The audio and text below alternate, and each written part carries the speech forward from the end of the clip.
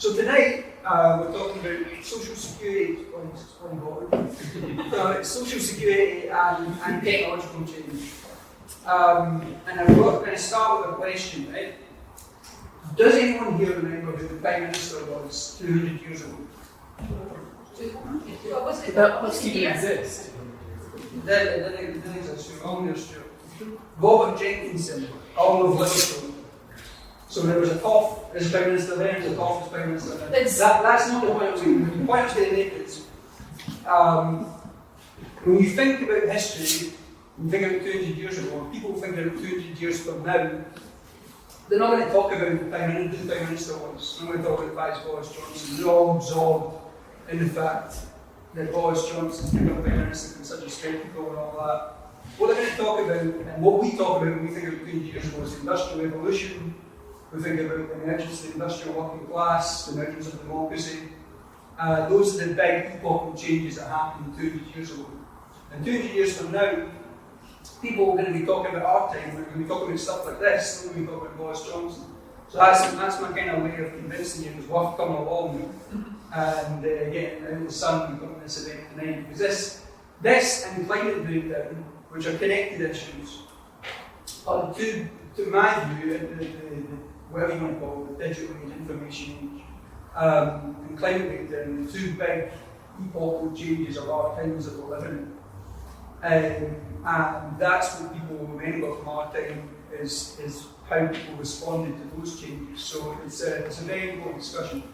I just want to introduce the issue, the topic, by pointing out a company that to me is a good example of how the age we're in is going to be fundamentally different from the Industrial Revolution period. And that's Google. If you look at Google, it's the third biggest company in the world. It only employs just over 100,000 full-time staff. Now, you think about the Industrial Revolution, in general, the growth of the industrial economy coincided and went along with the growth in employment, in general, the growth in wages and living standards. Our age, this digital revolution that we're going through, is not going to be like that. The companies that are leading the way, local digital platforms that are leading the way so far, obviously we're only at the beginning of the changes we're going to see. We're going to see artificial intelligence, robotics, become widespread, rolled out across the global economy. So we're just at the start of it. But from the beginning, what we can see now is these digital platforms monopolise the economy, but they don't take us with them. They dominate the global economy without, they don't raise up all ships at once. So there's a fundamental disjunction between technological change and social security.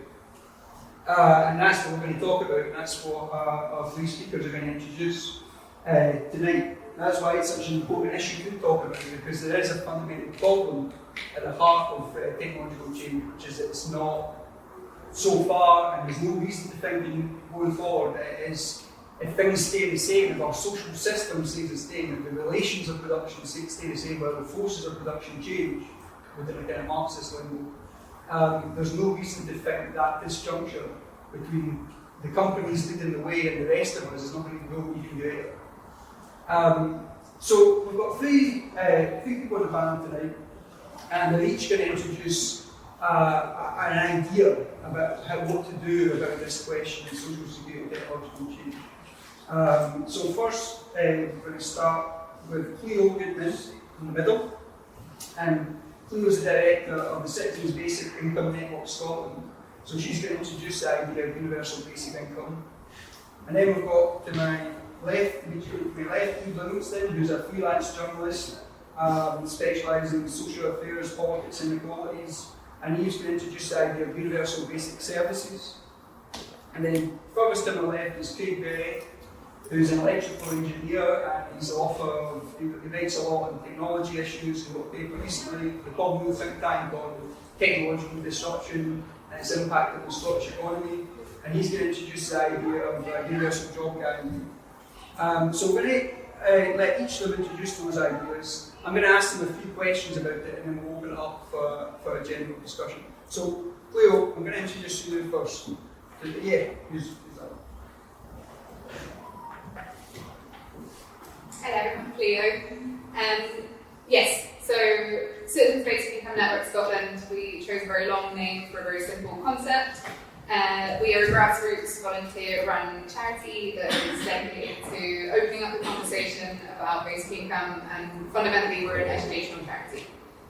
So basic income has 5 characteristics. It's a radical social security reform that would see everyone paid a certain cash sum every month or periodically that they could hopefully live off of. So the 5 characteristics of a basic income is that it's periodic, so that's important that it's paid regularly, it's not a one-off lump sum, you have that consistency of income knowing when your next payment's coming in. It's cash, so it's paid as money, not as vouchers, or as repayment for a certain purchase. So you can choose what you want to spend it on. It is paid to the individual, not to the household. So a lot of benefits are paid to the household, which has a lot of implications for women often. It's universal, so it goes to everybody, regardless of their circumstance, without means tests. So most of our benefits are paid based on means testing. You have to fit into a certain category, you have to prove that you fit into that category on an ongoing basis. Your benefits are withdrawn if you stop fitting into that category, and then you're left with no money. But that would be the case with the basic income. Everybody gets it.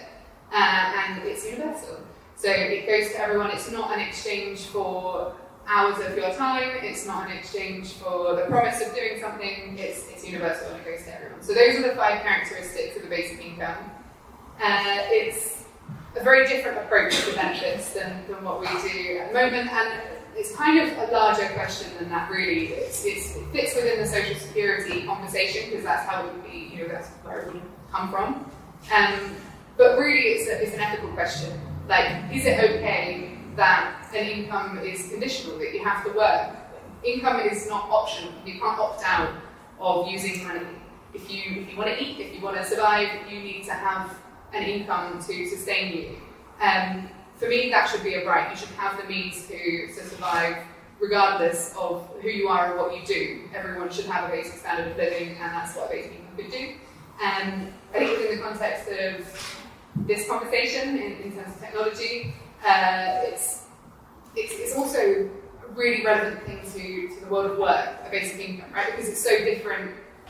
Income currently comes from work, and a basic income would just come regardless. And I think technology is also really essential to the conversation about work. It's a real opportunity, these changes in the work practices that we are afforded. It's a real opportunity to change the way that we view work, to finally acknowledge that not all work is paid work, that the unpaid work that people do has immense value, both economically but also just it's important that it's done, and sometimes it's not appropriate to put a wage on it. And yes, so technological changes should encourage us to think about the changing the way that we work, and basically come and support that.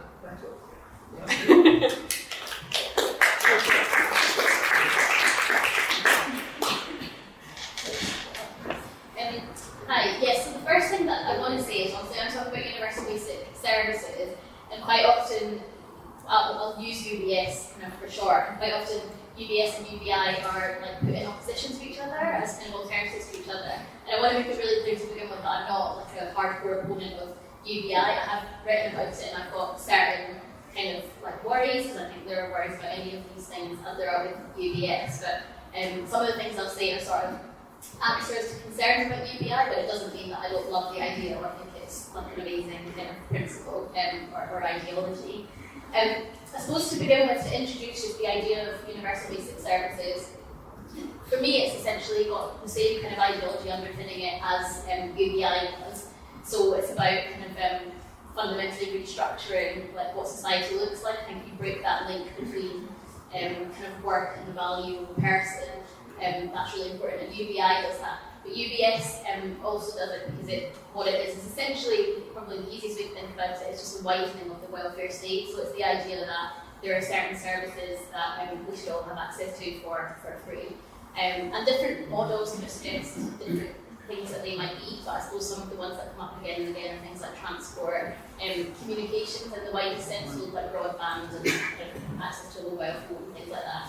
And as I said, that kind of ties in with the idea of UBI, but for me, it kind of safeguards against some of the potential problems with UBI. So one of my, and again I say concerns, but I am a supporter of the idea of UBI, I would love it to work, but one of the kind of worries that I have about it is that it doesn't fundamentally challenge the idea of a market kind of dictating society. So what you're doing is you're giving people money and then you're leaving them at the whims of a market to spend that how they choose.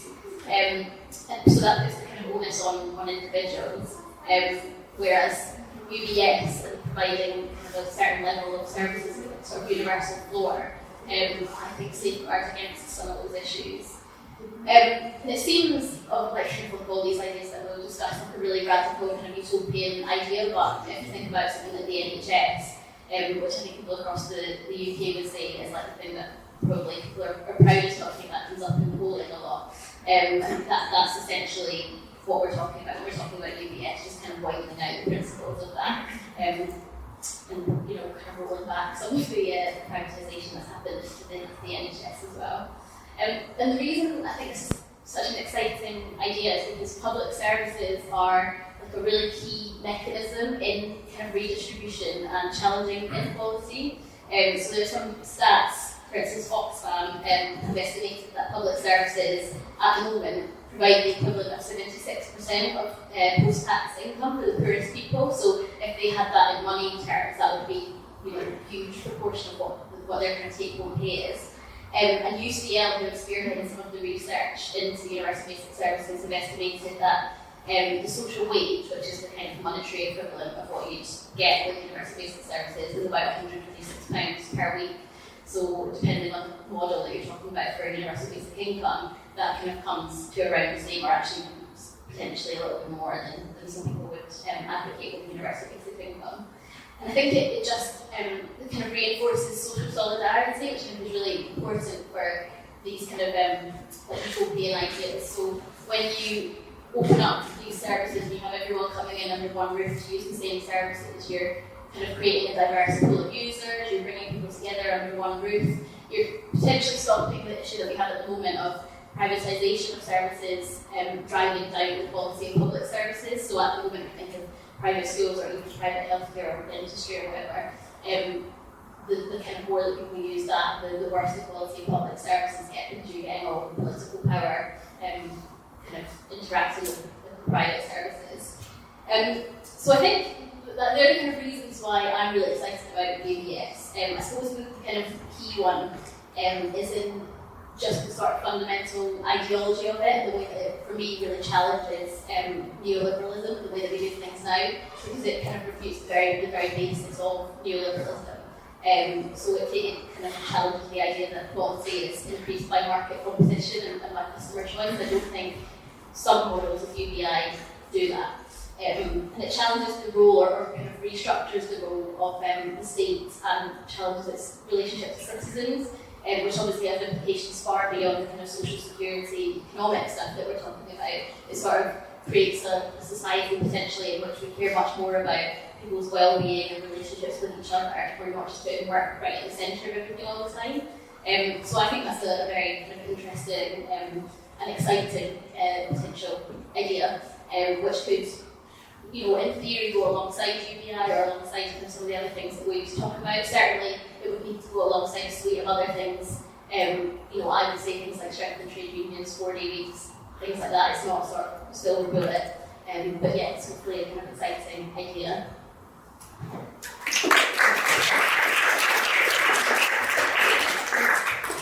Hello, so I'm Craig. I'm going to talk about the job guarantee.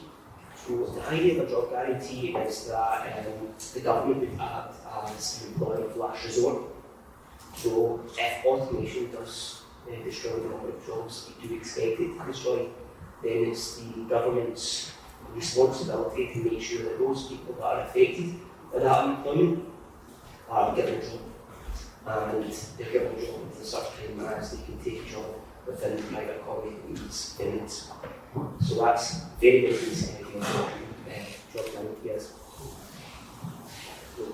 Sorry. Oh, sorry. So I'd like to talk about 3 areas with the job guarantee that I'd like to focus on. The first is to say that when you have a contract of employment, you don't actually have the ability to say no. We have a system where the national minimum wage is lower than the national living wage, and because of that, so the national minimum wage is lower than the national living wage. So what that happens is when you are looking for employment, you are pushed into precarious employment because you need to pay your bills, you need to feed your kids, and because of that, you don't have the ability to say no because the alternative is much worse. So what the job guarantee does is it offers you the ability to say no to these people, to say, I want better conditions, I want better wages, and if you can't meet that, then I will go to the job guarantee and I will remain there until the private economy can meet my needs. And if you don't, well, that's your tough. Because the job guarantee, it creates a national foundation for a national standard of employment, so that the private economy can't take the neck out of ordinary people that need to, as I said, feed their kids, pay the bills. The next point is, it can be a bit of a criticism about basic income, and that's to say that employment isn't just a job, it's a livelihood. People spend around 37.5 hours a week in the workplace, and for many people, it's a social place for them. So, I believe that to some extent, I believe to some extent that the job guarantee can be more superior than the basic income because it has that social cohesion. The 2 areas where people focus the job guarantee on, the areas of employment, is that people would be working for the environment and for the community. So if you have a local community and you have people that are working to improve the environment of that local community and working to improve the goods and services of that local community, then it holds social cohesion for the people that are unemployed. And as I said, it creates, and this is the area where I do agree with basic income, is it does create this social foundation for people. And the next point on economics is that as well as creating a foundation, it also creates a foundation for aggregate demand. So that means businesses have confidence that there is a minimum level of money within the economy, and they can be assured that there are people to go and buy their goods and buy their services. If I lose my job because of automation, I don't just lose my job, I lose my ability to interact with the economy.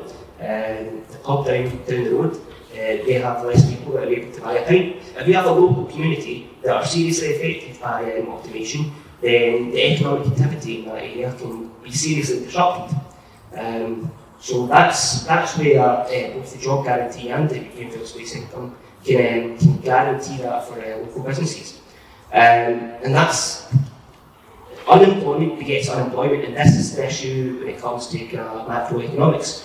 The central bank right now, if we have a recession, the level of unemployment rises, and based on that level of unemployment, the central bank will dictate what level of interest rates there are. And that's important. It might sound very boring, but it's important because that also dictates the ability for how much investment we can have in the economy, how much investment the government can provide.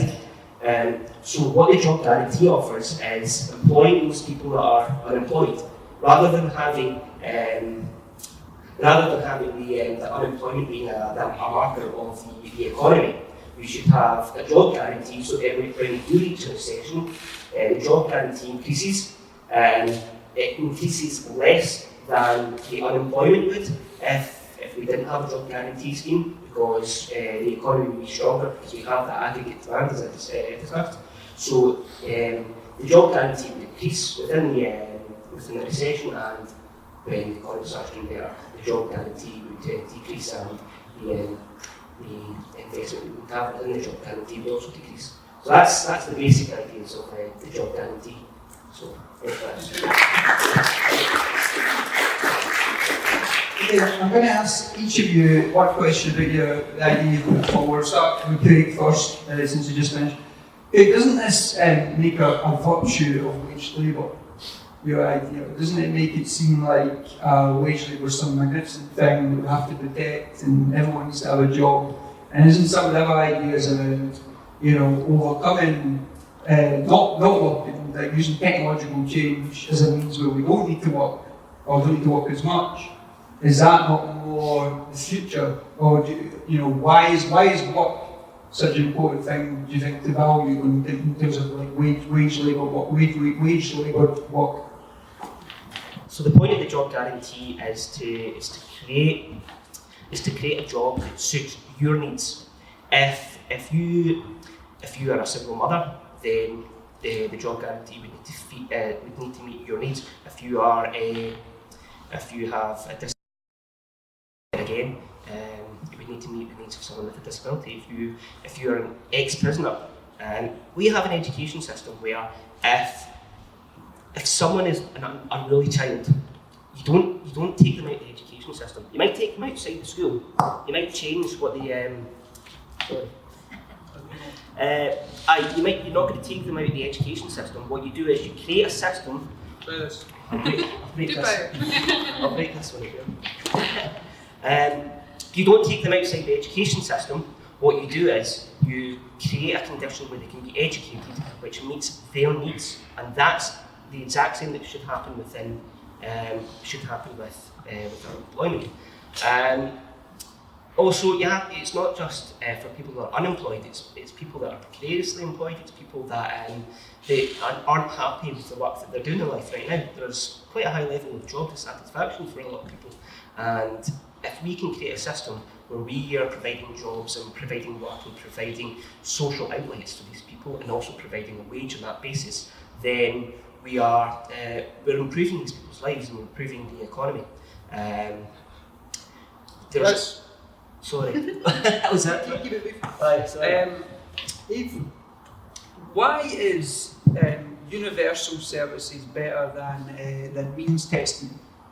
Why should rich pensioners get a winter fuel payment when they've got enough money to look after themselves, and when you could be providing that for people who are poor and who need the money most? What is so good about universal services that means we shouldn't just focus on providing public spending to meet those who most need it? Yeah, I mean, I think there are a lot of reasons why the left should be really kind of vigilant against attacks on universalism. Some of them actually end up becoming kind of arguments in the language of capitalism, actually, which is unfortunate, but it is much cheaper to provide things universally. That's not the most important reason for me. The most important thing, I think, is an ideological one. So when I'm talking about kind of expanding public services, I think there's something really important ideologically about making people's basic needs not part of a market transaction. So just the principle, and that's, when we have this conversation about universal kind of tuition fees in education, the argument is the same. I would say what it does is create a precedent or a principle where education is a kind of universal right, and not just something that should be part of a kind of transactional or part of a transaction. So I think it's just a really important principle for the left to kind of safeguard against, really. That's not to say that there aren't things that need to be means tested. There are bits of this that need to be built into any form of kind of UBI or UBS. For instance, things like disability. Some people are disabled and some people aren't. That's just the way that it is. And there needs to be things built in where those people who are disabled are able to access what they need, separately from someone who's not disabled, to fulfill their life as fully as someone who's not disabled. So, there are kind of elements of society where means testing is just the only way that we can do it. But on things like public services, education, all of this kind of thing, I think it's ultimately an ideological thing, and sometimes we're scared on the left of doing things for sort of principle's sake or standing up for things for principle's sake, but I think it's like a really important principle. I think it's fundamental that people, no matter what their background or their income or whatever, people deserve to live a full and proper and happy and prosperous life, and universalism is one of the ways of making that happen, I think. Cleo, one of the... No, it's not working for me. One of the features of the sort of economic period we're in, the technological change that's happening, is that there's an increasing divide between high skill, high paid jobs and low skill, low paid work. Is there not a danger that basic income could entrench that division rather than help overcome it, so that basic income ends up being it entrenches two tiers in society, basically. One, people who get support through basic income, and other people who are in high skilled jobs. There's not a danger that it can intensify that divide rather than help ameliorate it. Depends on what's going on alongside the basic income. So I think basic income in and of itself, it doesn't operate in a vacuum. So for me, you'd hope that people would still be not happy with the idea of inequality and not happy with the idea that people aren't, I guess, fulfilling their potential in a kind of horrible way. But we see voluntary organisations that are focused on education crop up all the time. People start charities that are about upskilling people, about helping people do stuff that they find fulfilling. And I think a basic income would enable more people to engage with that kind of work and supporting each other, this kind of community cohesion. But I also think, to look at that from a slightly different way, I think basic income addresses inequality in a way that UBS and a job guarantee doesn't, because it's given to the individual, because it's given to people to do with whatever they want.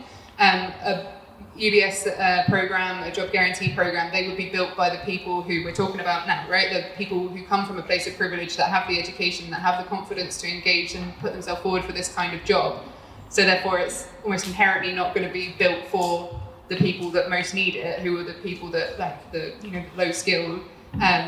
Whereas if you give people means, if you give people an income, they don't have to struggle to survive. They're not forced into work that they're not interested in doing.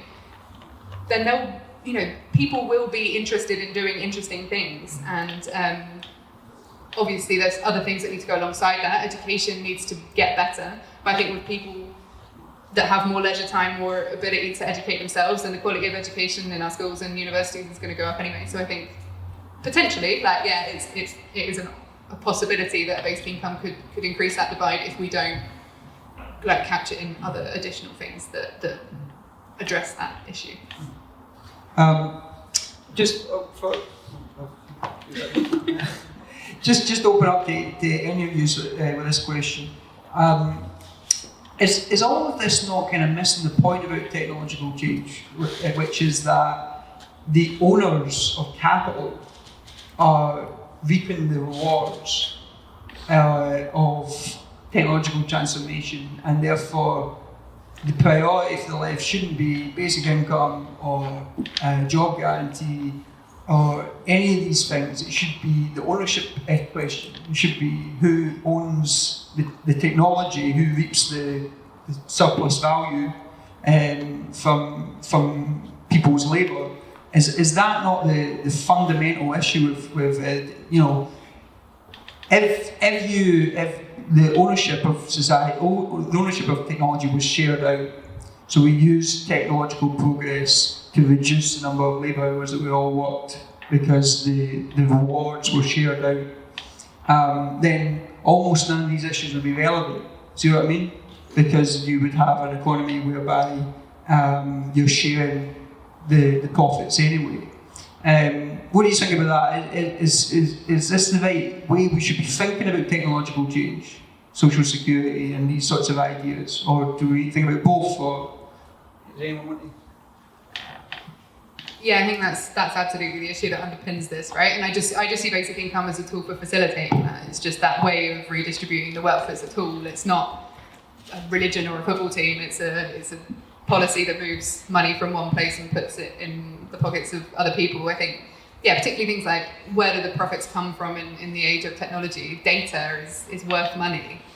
Where does data come from? It comes from all of us. It comes from clicks that we are making, and it comes from our email addresses and all that kind of stuff. So actually data is commonly produced, therefore profits made from data should be redistributed. The basic income is essentially just a dividend that's doing that. Any profits that are made, and I think it's important that it comes from a social security standpoint, because it needs to be enforced. It needs to be that state-run, and it needs to be the only option for people who are making profits from technology. Because currently they're not running them. Yeah, I mean, actually, my answer would be kind of very similar to Cleo's, but I would argue that in my role as sort of UBS defender, that UBS is potentially, as I kind of said earlier, an almost safer way of doing that, if you like. Just because I think that the kind of fundamental attraction for me, I don't know, to UBS is this sort of safeguarding from the whims of the marketplace. And I think when you start to kind of do that to protect people from the, kind of unpredictable, cruel market, and challenge that relationship that people have with kind of free markets and work and money and all these things, change what that relationship looks like and how we value a person, you start to open up these conversations about ownership and distribution and all of that kind of thing. I think there's also a kind of issue in which the sort of way that we talk about automation is as if it's like coming in the future and it's going to be this huge challenge. It's already arrived for a lot of people, but it's been largely invisible because what it's done is shift people from one form of usually low-paid insecure work to another form of low-paid insecure work. And what UBS does is kind of the researchers have called it pre-distribution rather than redistribution, which I think is quite an interesting idea when we think about how invisible sometimes these changes can be because of automation. You're sort of putting those safeguards in place before it happens, if you like. But people are already alienated from their labour, from the means of production, all of that stuff. Some of that's from automation. Some of it's been going on for hundreds of years. This conversation sometimes kind of bothers me a bit because if you think of people like low-paid women, domestic workers, for instance, they've always been alienated from their labour and from the means of production and things like that. We tend to talk about automation and think about young, like Deliveroo drivers and stuff like that. And we need to make sure that we've got a kind of wider view, I think, when we're talking about these things. But yeah, I think kind of exactly as Cleo said and as Craig said, I don't think any of us are here arguing that one of these answers is the whole solution. It's kind of part of a whole host of different things that need to happen in conjunction with each other. I'm going to go with consensus here and say I also agree with you. But I wrote a paper for Commonweal on the basis of automation, and the two things that I kind of recommended is that we need massive transformations in how we invest and how we have democracy within our economy. So social security is an aspect of one of the answers of automation. So what is automation? Automation is the product of technological innovation. No one here is going to sit and tell you innovation is bad for the economy. It's good. These technological innovations are really, really good. But what the problem isn't automation. The problem is the system in which allows automation to be a problem. And sure, I'll put my card to the mast and say that system is capitalism, and we need to put ourselves into a situation where we're progressing towards a post-capitalist society. Now, yes, we need to argue about democratisation, but we also need to argue for things like universal basic service, basic income, and the job guarantee to civilise the corrupt system that we live in now. So this social security right now is improving the situation we're in, but look, there's far more things I'd like to sit here and talk to you about, but I'm not too good with technology tonight, so I won't go into it. Yeah, no problems there. Okay, the final question from me. What about we've not talked about the politics yet of all these ideas. How do we convince people of these ideas? Why are we not convincing them right now? Why are these ideas not becoming government policy? Why are we not, the ideas are becoming more known. I think all three ideas are becoming more known, but none of them have broken through yet, I wouldn't say. So what about the politics? How do we change minds? I think obviously Cleo will know more than me. I think arguably UBI is kind of breaking through in a policy sense. It's got a lot of support from kind of across the political spectrum. I think you know, I don't want to always be having this conversation in terms of like electability and things like that, because it's just like joining in with a system that I think just doesn't work. But I do think that when we're talking about public services, the beauty of it is that everyone uses them, everyone needs public services, everyone relies on them, so there is a kind of intrinsic electoral value in expanding that welfare state. And as I said, making that comparison to things like the NHS, which people do, you know, openly really value on the left and the right, I think is kind of one way of making that argument. But, you know, a lot of the question will come down to how we fund these things. And I think that's part of the key to making it a sort of palatable thing for people. And it's about winning that argument, I think, is going to be really key, because you could say, you know, let's do a UBI, but we'll fund it by like some kind of tax so that, you know, that appeals to people. Or you could say, let's be really radical about it and tax the rich loads, and that doesn't appeal to people, but it's still the way that we should arguably do it. So I think that's where the kind of difficult conversation is to be had. And in the context of automation as well, you know, kind of an automation tax, for instance, things like that. There are ways that the conversation is going to change anyway as we kind of progress into this, you know, turbocharged age of automation or whatever. So I think it's about kind of jumping on the back of that and being able to make the arguments within that framework. But I do think the tricky bit is going to be arguing for the funding of these things in the right way.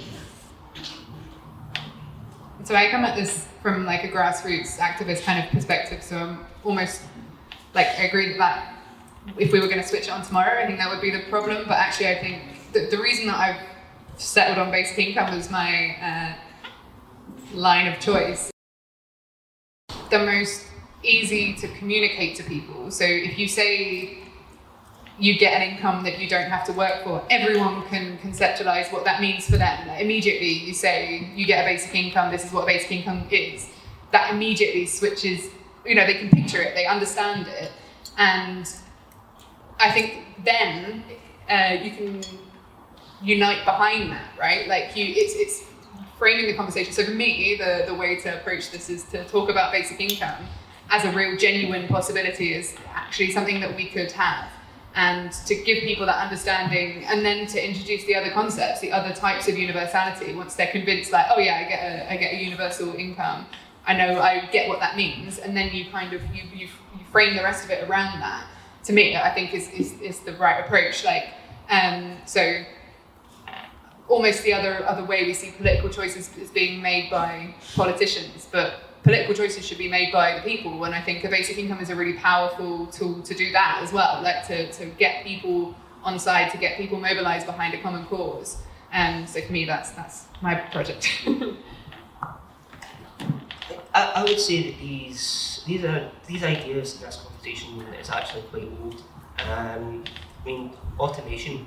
Karl Marx spoke about automation. He predicted that this is the scenario that we would be in. The universal basic income is an idea that's hundreds of years old.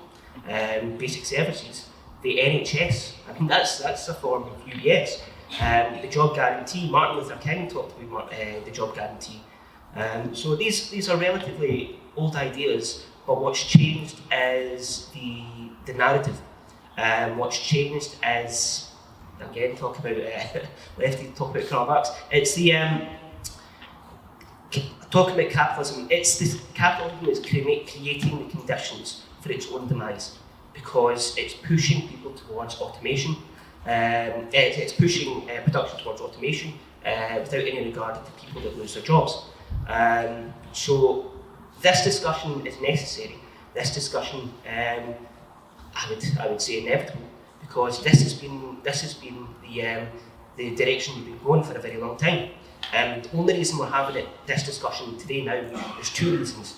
One is that we're now at a stage where the rate of automation is outpacing the rate in which jobs are being created. And the second is that automation is also starting to take away some of the jobs that some of the upper classes have.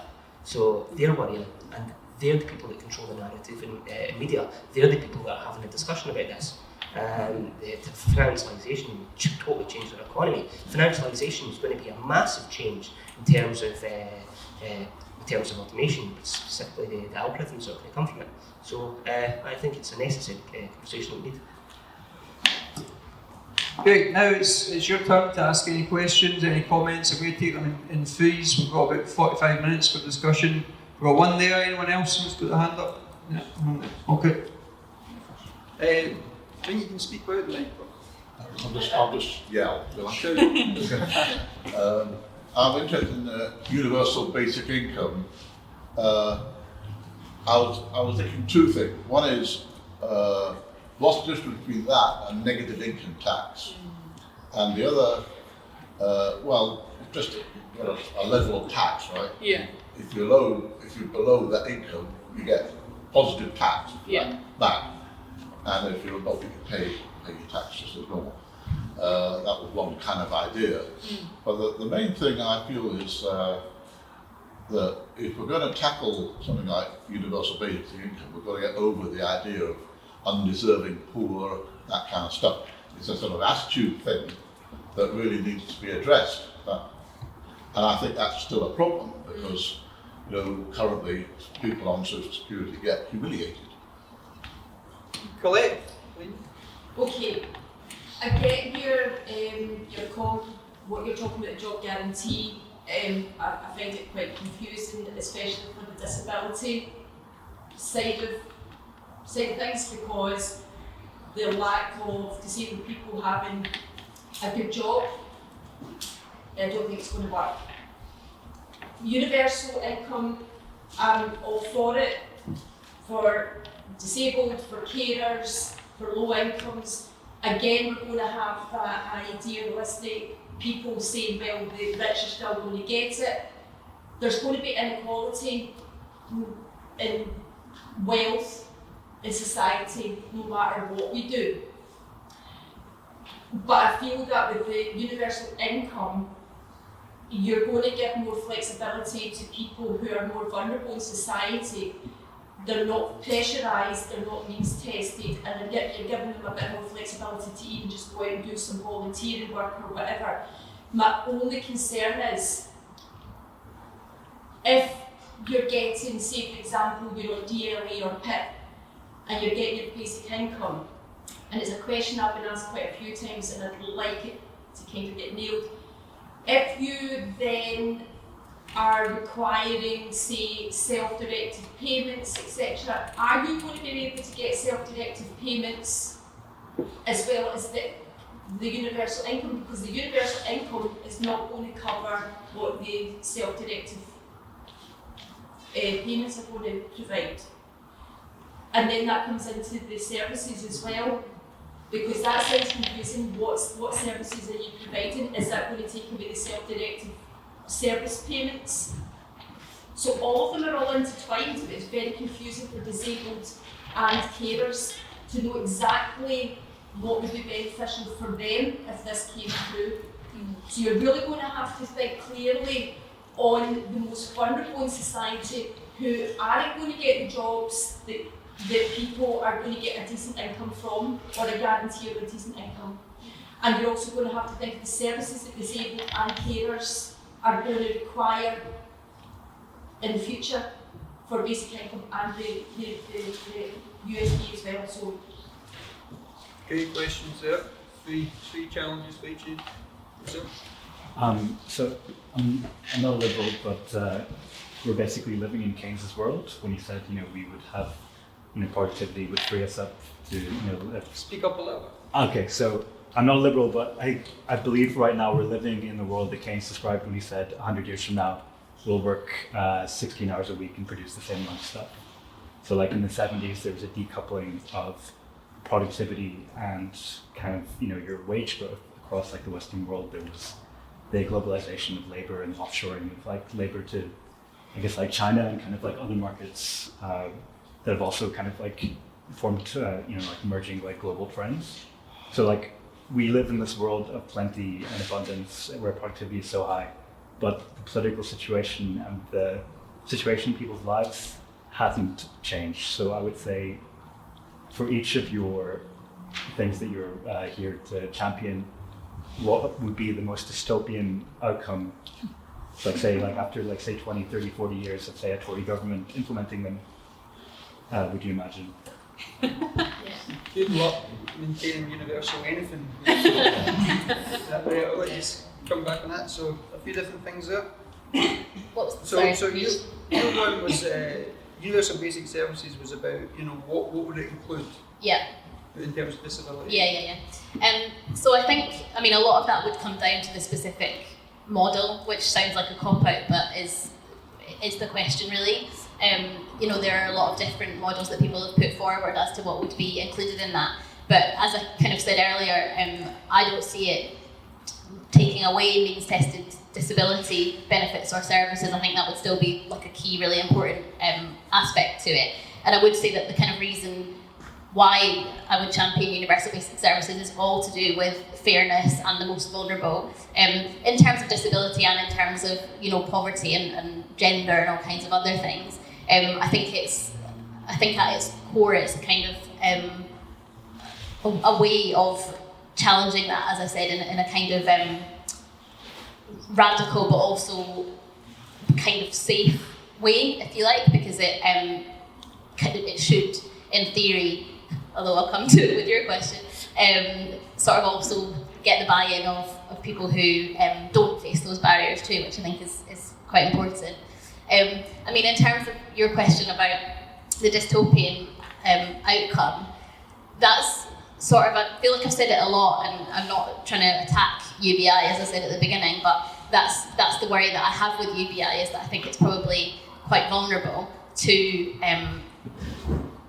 that kind of dystopian outcome in terms of, again, as I've said, being at the whims of a free market.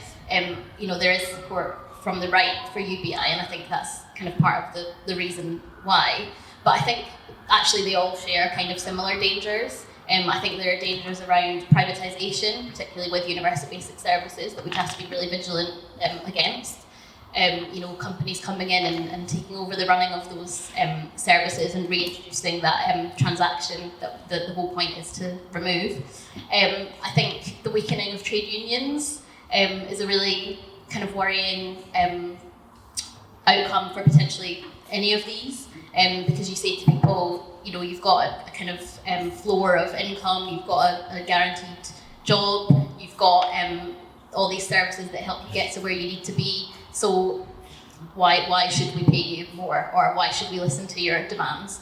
Again, it almost sounds like a cop-out answer, but we don't know how these things would look in practice. We just don't know how that's going to work. I think there are also opportunities for all of those dangers. So I think that there's the potential that these kind of ideas could strengthen workers' rights, gives you more time to be able to put into activism, for instance, which I think is a really important kind of concept. I think it brings people together from different backgrounds and who wouldn't kind of normally share services and things like that, which again, that social solidarity thing is really important.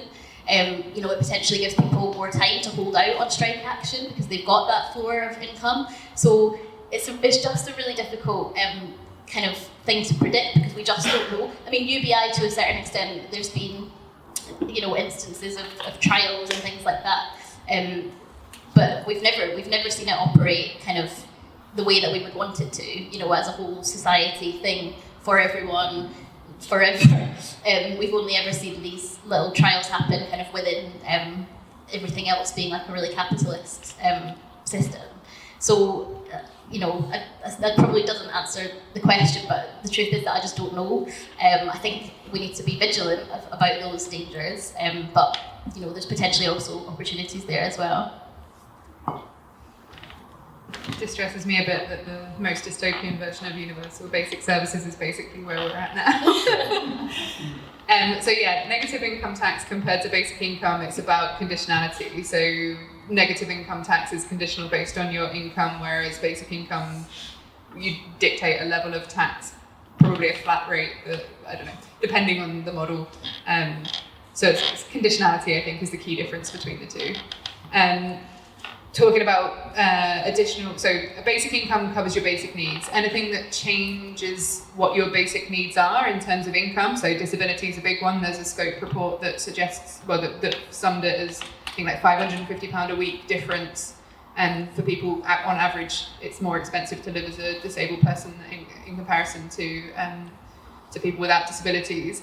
So that would need to be accounted for out with the basic income. And yeah, like I spent today actually at Inclusion Scotland ran a basic income friend or foe kind of conference, because I think there's not enough really specific, like this is what needs to be couched on, like put next to a basic income to address the needs of people with disabilities or carers.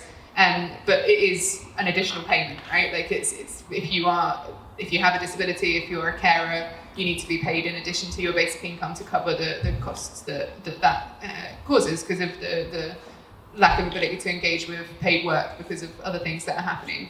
I don't have lived experience of that, so I'm very, very keen that, well, it's absolutely pertinent that that system is designed by people with lived experience, so we don't end up in a position where it's something like universal credit that is absolutely not fit for purpose that's put in place. And I think it really is the role of people advocating for a basic income to make sure that is mentioned. And I'm sorry that I didn't mention it earlier.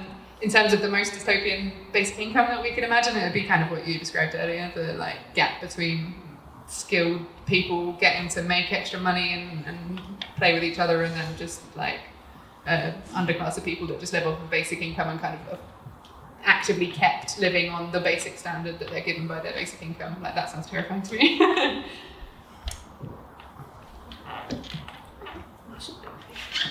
So to first answer your point, it's that the point of a job guarantee is specifically for people that are involuntarily unemployed. So if you have a disability that's so debilitating that you can't work, then probably not doing my side any good. Job guarantee is probably not the answer for you. And that's why I support ideas like basic income and basic services. It's the point of a job guarantee is to offer employment to people that don't have employment but want it, and it's also to offer employment which suits their needs. It's specifically about meeting the needs of people. That's what the point of the job guarantee is. So that's where I can come into the point about it being not so good. You can easily get a situation the same with basic income, where you have a right-wing government that's using this service, and when they're using that, they're taking away from the existing social security. So a job guarantee would need to exist with social security that supports people with disabilities. It wouldn't be you have this or this, you would get both. But if you have a right-wing government, you could very easily take away from these social securities, and that's a disaster. They could easily put themselves in scenarios where they're working minimum wage. Well, that's another point as well. It's minimum wage. It needs to be a living wage within the job guarantee. It can't be lower than a living wage, because then you're working and you're still not being able to make ends meet. And then you can also be in a scenario where you're working for the private economy, subsidising rich people so that they can have productive capacity out of the work that you're doing and not pay for it.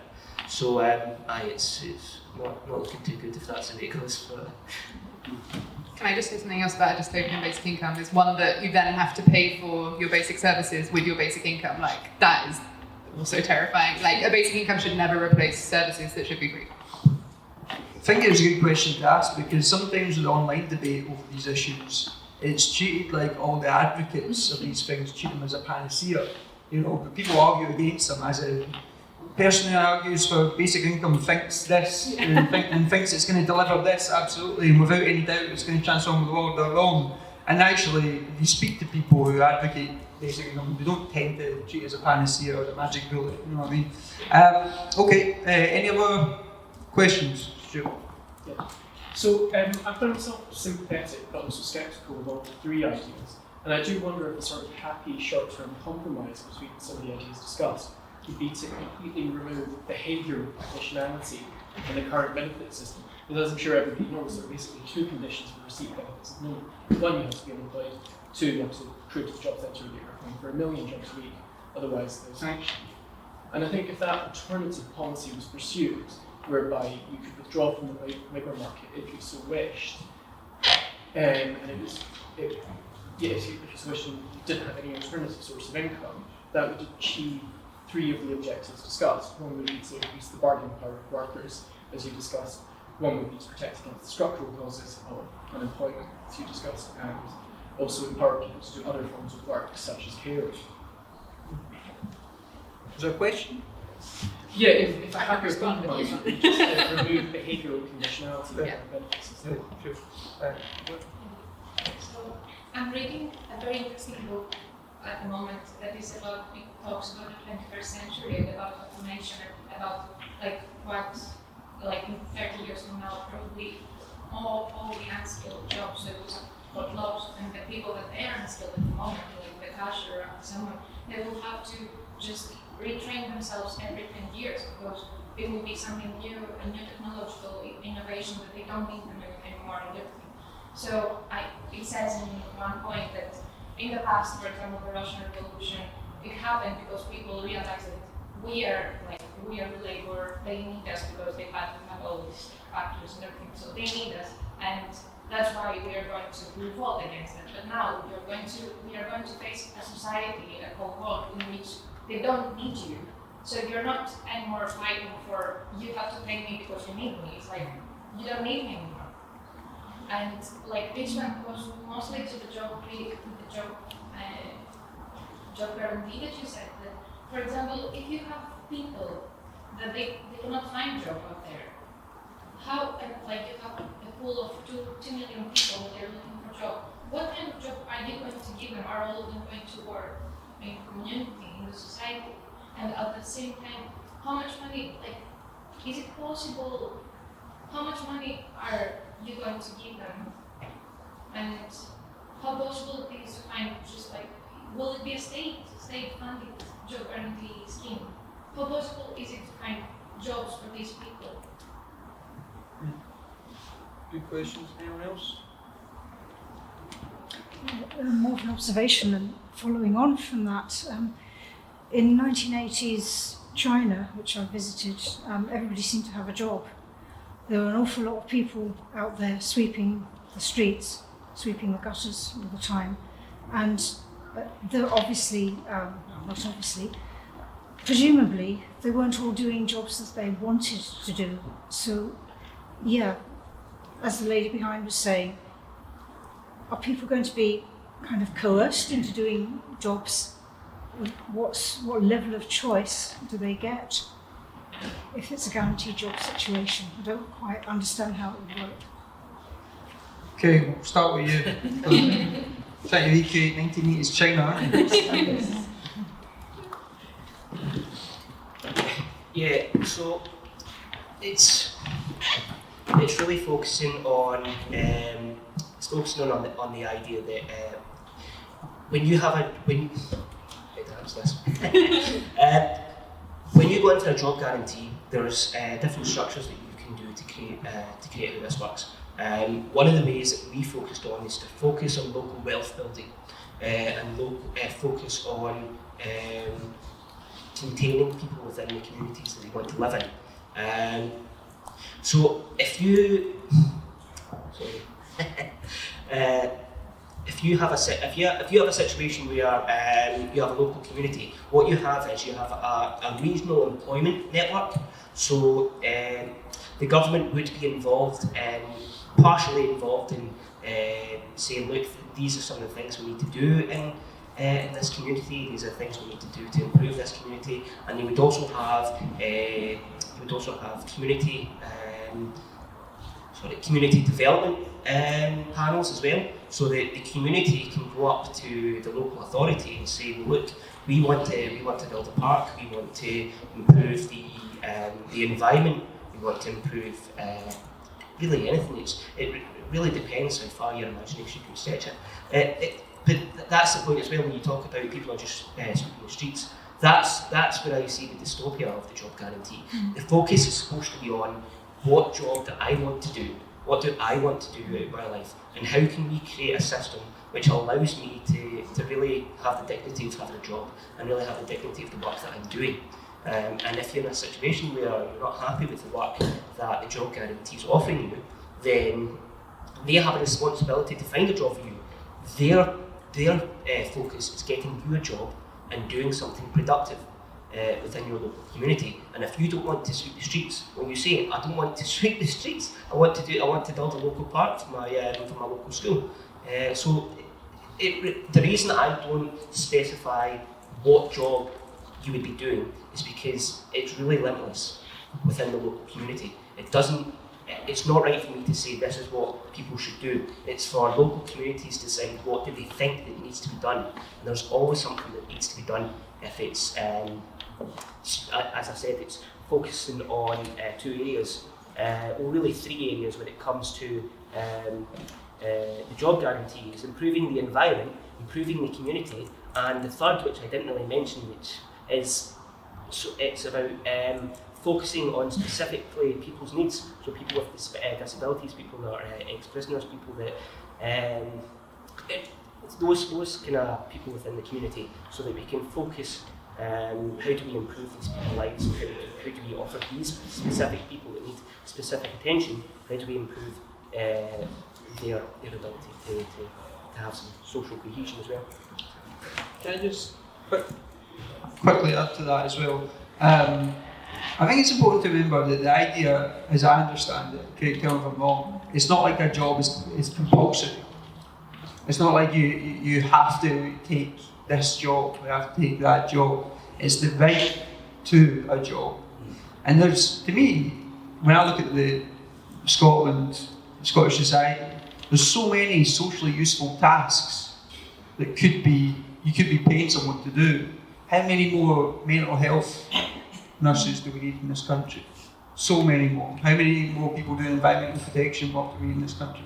So to me, there's not a hard limit on the amount of work out there. There may be a hard limit on, as you said, on the amount of work that a capitalist wants you to do. But if you think of it outside of a commodified way of thinking about work, there's not a hard limit on the amount of socially useful things there is to do. Anyway, I'm not supposed to be making the point. So what was the other? So the other thing is they don't need you anymore. You know, this idea that whereas in the Russian Revolution it was workers and they needed the workers in the factories to do the work. If they displace people, if this technological revolution is about displacing people, then they don't need you anymore.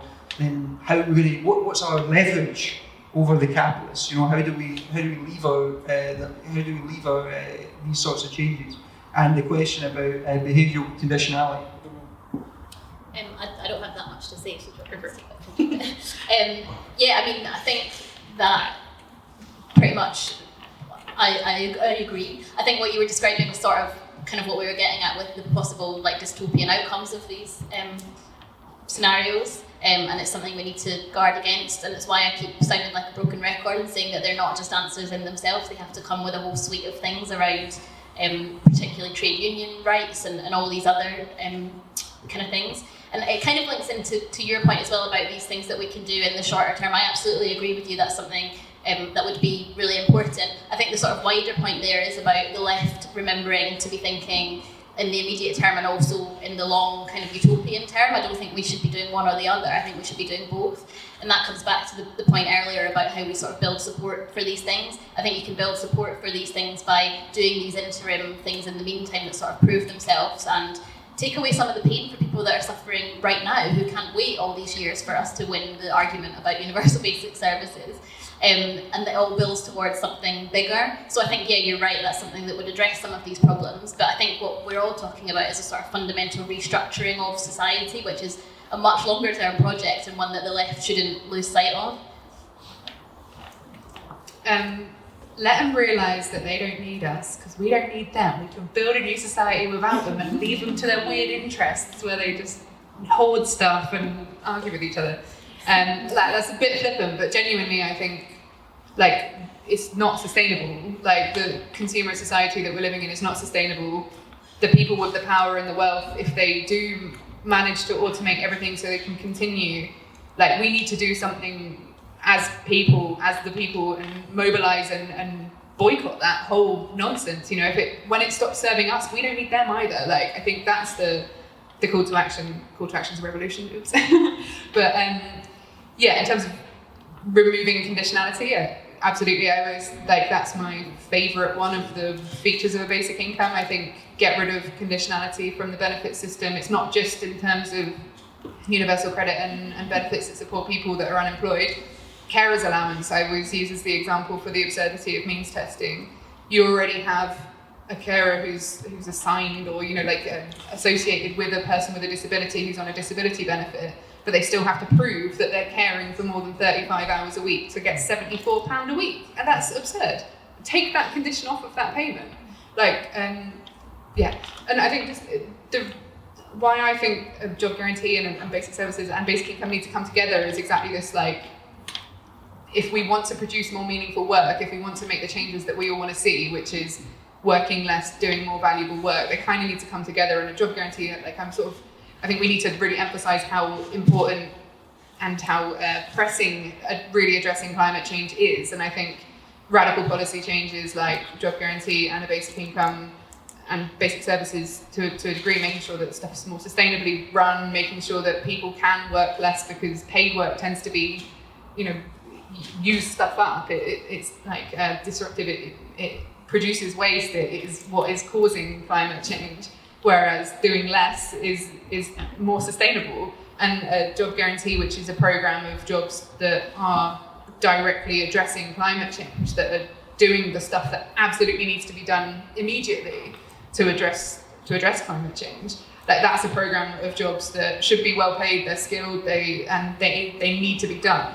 The point in all of this is some stuff needs to be done, like what you're talking about. There's no limit on the work that needs to be done. It's just what we value as work. And currently the work that we pay and the work that we value is not actually the work that needs to be done. And people don't have enough time to do the work that needs to be done, whether that's, just reading a book and educating themselves or what about kind of observation kind of questions? I suppose on the point of automation and artificial intelligence. Maybe I'm being kind of over optimistic, but do we see any scope for a future where the advances of technology allow us to live those lives that are perhaps people are in jobs where they are more valued or better skilled and better trained? And essentially going back to the last question, creates that kind of opportunity where we aren't working perhaps so many hours. For me, the pace of change, I think, is going to be a lot slower than perhaps we expect from some of the kind of more dystopian views of automation. If you look at the car industry, for example, in the last 40 years, we still employ a similar number in the UK in terms of employees. When we did in the 1970s, we produced fewer cars, I think by a factor of 20 or 30%. But those jobs are much higher skilled nowadays, and that is an industry where the automation factor has been more obvious, perhaps, than in a lot of industries. But it hasn't meant that it's wiped out those jobs. In fact, I think if you ask the people who work in those roles, they're better skilled and better trained and probably less prone to industrial accidents and safer in their employment status as well. So is there any kind of positivity to be taken from the potential braving world that we're walking into? So there's a few things there. There was the independence question. Didn't quite work cloth. I don't know what you want to say there. And then kind of working hours and a positive take on technological change. Yeah, so I suppose the kind of independence question, I mean, quite obviously, I think most people in this room would agree that there's an argument for there being a much better chance of progressive stuff happening in an independent Scotland. But I think what we can't lose sight of is that I find it hard to envision a society where the government are totally on side and on the same page and have all the same interests as the citizens that they serve. So I think, you have to be careful about that. People can see, we have this conversation a lot about seeing a sort of independent Scotland as a panacea. I try quite often when I'm doing reporting for journalism work or whatever to look at things in terms of relations between workers and employees, for instance, rather than always looking at things in terms of the kind of party politics that go with them, because I actually think to some extent, I'm not kind of undermining quite how bad a sort of Boris Johnson-led Tory government is, but to some extent, the nature of government that we have and the nature of party politics holds its own problems that will exist no matter what colour the party are that are kind of running things. So it's possibly part of the answer, but it's certainly not the whole battle won. And then I think the other question sort of opened up like a huge other debate that we could probably spend all evening talking about. I think you're totally right about the nature of work changing and us kind of needing to be at the forefront of that conversation about what our days should look like and how our life should be structured. And that's the kind of old trade union argument about 8 hours for work, leisure and sleep, which hasn't been realised for a lot of people. So that's been slow to change really, and it's not, if we kind of take on the capitalist society in its own terms, it's not reaping any benefits because we're not any more productive than other countries that work less hours. So yeah, I think there's a whole conversation about how we structure our days and our lives, and that's why I think what's so valuable about these kind of utopian ideas is that at their very centre they do challenge that relationship between a citizen and the state. And the state's kind of obligations to citizens, which I think is really important. And the automation question, I think you're right, there are loads of kind of potential benefits that we could harness from automation. I would say so far it hasn't been brilliant for kind of working class people, at least. I think a lot of the ways it's been implemented are in terms of like surveillance and things like that to keep people working longer or at least in work longer. And issues like that. And again, I would kind of reiterate what I said earlier about the way that we talk about automation and look at it is as if it's not already happening when it is, but what it's done is move people around into other forms of insecure work, so it's kind of largely been invisible. So it's kind of the point that you made about when it starts to affect middle class people or students who are delivering McDonald's on a motorbike or whatever, that's when we kind of take up pay attention, but it's been affecting like working class people on the hard end of things for a really long time, and also that the impacts of automation are impacts that people have been facing for like decades, not because of automation, but just because of the nature of like low paid insecure work. So again, to use the example of like domestic work or that kind of work. If you speak to like women carers, for instance, or predominantly women carers, obviously there are men doing that work too, but it's dominated by women. They often don't know what their annual leave entitlement is. They don't know when their like payment date is of a month.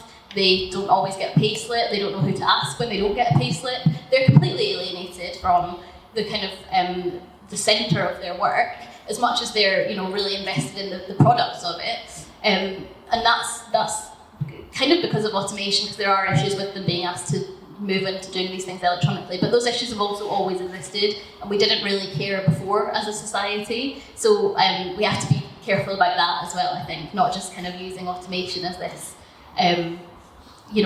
prism in which we view everything, but sort of part of the bigger puzzle. I'm totally snacking off basic income and starting to preach for the working in the morning, make love in the afternoon and talk in the evenings. That's lovely. And that's the aspiration, right? That's what we want. We want more choice. We want to do work that needs to be done that makes us feel productive and valuable. And then we want to have the rest of our times to pursue the rest of life. I'm representing an organisation that's neutral on the issue of independence. I don't think you need independence to have a basic income, depending on what the basic income you want and when you want it. I think basic income could be something that could be talked about by people campaigning for independent Scotland. But the Labour Party have written it into their next manifesto, piloting a basic income. So it is something that's being looked at on a UK scale, but obviously politics is complicated and challenging, hard for all of us. I think in terms of the question about automation, absolutely automation can be a good thing. Automation should be a good thing. It should take tasks that we spend ages doing and turn them into tasks that we spend no time doing. The problem is who owns the profits from that, efficiency, that gain in efficiency. Where do the benefits from that go? Less work to do should be a benefit for everyone. And I think a big part of why automation is demonized so much is because it kind of keeps people feeling scared. It keeps people feeling like their future of work is out of their control, where actually we should all be noticing when things are getting automated and go, great guys, like look at all of us, turning to our bosses, turning to the people that own the profits from that and going, how are we going to celebrate? How are we going to change things? What are we going to do differently now? We don't have to do this anymore. And that's, like a total symptom of the labour movement being destabilised, and it's being vilified by people actively. And I think conversations like these, I think, are a really big part of bringing that back around and putting a positive spin on it again that isn't kind of tarred with that brush of vilification that has been going on for the last couple of decades. Like, this is another way of having those same conversations and kind of, uniting and having collective goals based on the changes that are happening, and for us to have real recommendations and demands based on what should be happening so we can put our feet up. I'll start off with the independence question. As it stands right now, the Scottish Government could not implement a job guarantee. We would have to wait for the benevolence of Boris Johnson to implement that. I don't think that's going to happen. So what happens there is we always have to rely on, and this is kind of a base argument for a lot of people who support independence, that we always have to rely on the benevolence of Westminster to put this into policy. Right now we have America, the United States, where a big part of Alexandra Ocasio-Cortez's programme is to have a job guarantee. That's part of Bernie Sanders' programme. If we're in a scenario where we have a Scottish Government that supports a job guarantee, we have America that have implemented it and shown the world, look, this works, it's a way forward, and we have a UK government that isn't implementing it, well, that starts to say, what happens then? Why can we not implement this sort of system? There's a big kind of constitutional question over these issues, and I think that's always going to be there. I think the base of kind of discussion of that's always going to be there. But in terms of now, no, we can't do that. I think they're trialling a basic income as well. I think the SNP party policy is to support a basic income. I don't believe they can actually, I'm not too sure, I don't believe that they can actually implement it. I think they still need powers over some of the things that they can do to do that. So there's these limitations and there's these barriers, and that's always going to be a nationalist reason to support independence, amongst many other reasons. So the point on love, You don't need to do this. no, I won't change that. The job guarantee sets a benchmark for what work is in our society. So if we want to have, I think you mentioned earlier about Ken's talking about the 16 hours a day, if we have a government that implements that at the job guarantee level and implements a minimum wage of say £15 an hour to offset the lower hours, then people that are in the private economy right now are going to say, hold on a second, I want to do that, I only want to work 16 hours a day and then do the love thing afterwards. So it's that's the job guarantee sets that benchmark. So I think in terms of what we think work is, I think it depends on the government that we have in and the narrative that they're pushing at the time and the policies that they're pushing at the time. We need them to change the system, and we need us to make them change the system, and we need the job guarantee to be that benchmark to say this is what we want in society. And the point on automation, over the past 2 years, it's been, automation has always been a problem talked about, and as I said earlier, we're only now reaching the point where the rate of automation is passing the rate of job creation. So it's always been a problem. It's always going to find itself in different areas, and some automation has created jobs, but that trend has gone towards jobs being lost. Not so much so that more are being lost and being created, but we're reaching that stage now. Many people are going to say to you, look, if you think automation is bad in the UK, wait to see China. Well, I would say, well, hold on a second. China, they're obviously going to have an issue with automation, but what about the African countries? Well, globalisation has always seen a trend where the countries that have the lower wages or the highest profitability for production, they're the ones that always get the contracts for manufacturing. If you start to automate those jobs, then some of the African countries are expecting themselves to kind of get further down that scale and get the manufacturing jobs from China. Well, that's not going to come because China's automating their jobs. So I think this is a global problem and it affects different countries in different ways. We're very well off. We're going to do pretty good. I think I've estimated that it's about 30% of jobs that can be lost, and that's me still saying that we're going to do good. I think there needs to be greater focus on how we can support these different countries that are going to be that face issues with the automation. Let me tell a very quick positive automation story. We do a daily newsletter at CommonSpace, right? You can sign up to it on your way out. And it used to take me about 35 minutes, 40 minutes at the end of every day to put in the picture, type up the bit of text, put the links in, send it out.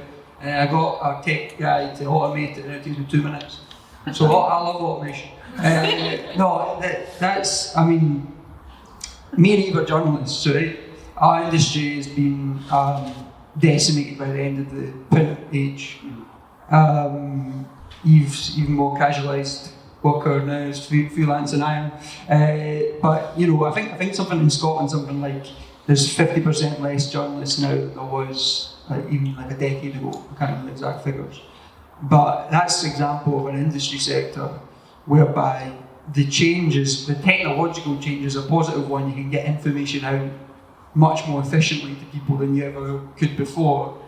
But there's not been a change in the social relations of the industry, which means, you know, our skills are rewarded. And that's the issue, it's the social relations that needs to change. It's not that technology isn't the problem, it's the relations within industry sectors that's the problem. Journalism's a good example of that. Okay, we're just about out of time. Is there anyone who wants to make a final comment? Colette? I just want to say that before any of this kind of comes into place, I think the Scottish Government, especially if we're going to hopefully be coming into Scotland, but the Scottish Government are really going to have to start looking into the infrastructure of doing more, looking into social care. At the present moment it's on its knees. We can't get the staff to look after the most vulnerable in society. So you're looking at an older population, you're looking at a lot more, for some reason, ASN pupils at school who need extra care. All these people are actually not getting services that they actually require now, never mind if we go into either the universal basic income or universal basic services. We need to start from scratch and actually look at the people that we do actually need to do the jobs, because they're not going to be, we can't automate personal care. That can never be automated. And if we don't have the people, then it is because at the present moment, and as I know my son, they were actually going to leave my son, who's got multiple disabilities, in a flat by himself with a telecommunication system with a laptop looking at him. Now, we need that. That's a scary life for a disabled person, to be left in a house just with a laptop that if an alarm goes on, then a laptop comes in to look at them. No personal care. That is really scary. We need to look at apprenticeships. We need to look at people coming from school who maybe are not very academic, but they can do an apprenticeship, whether it's joinery, painting. Everybody needs to get their house painted. What we're going to have robots, we really need to start looking at apprenticeships and social care and look at people that go into social services before we start even looking at automation and basic universal income.